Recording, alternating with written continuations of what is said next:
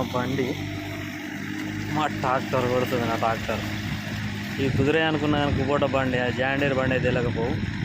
గుడ్ల మండి పోయింది. డ్రైవర్ పిల్లగాడు వాళ్ళకి కొట్టుడు కొడుతుంది. అసలు దీనికోసం 2 రోజులు నేను ఎట్లా అంటే ఓ రకంగా అది అయిపోయినా. మస్తు అంటే మస్తు బాధపడ్డా. పిల్లలు మాట్లాడినా కానీ మా బామ్మడిగా రేపత్తా మా పత్త అంటే నేను ఇక అట్లు వెదజల్లేటోడిని. ఏ రకం బాధ అనిపించింది. ఎందుకో ఇవాళ నీళ్ళని చూసారు దేవుడు అన్నది బుద్ధి పుట్టించిండు.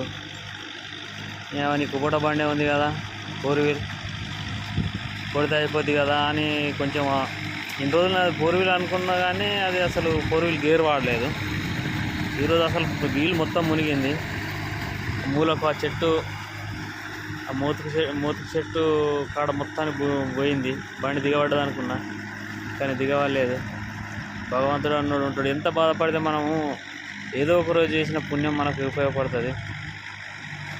అదే మస్తు మస్తు సంతోషంగా ఉంది నాకు. మా బండి నాది ఎంత బాధపడ్డానో, ఎంత చేసినో, జన్నారం పోయినా వచ్చినా చూసినా ఫుల్లు నీళ్ళుండే. వేరే పొలంలోకి వెళ్ళి మా డ్రైవర్ గారిని పిలిపించి కొట్టిపిస్తున్నా. ఎందుకంటే మన బండి మన దాంట్లో తిరిగితే ఎంత గమ్మతి. అదే టిల్లర్ పెట్టాలంటే 5-6 వేలు అవుతుండే.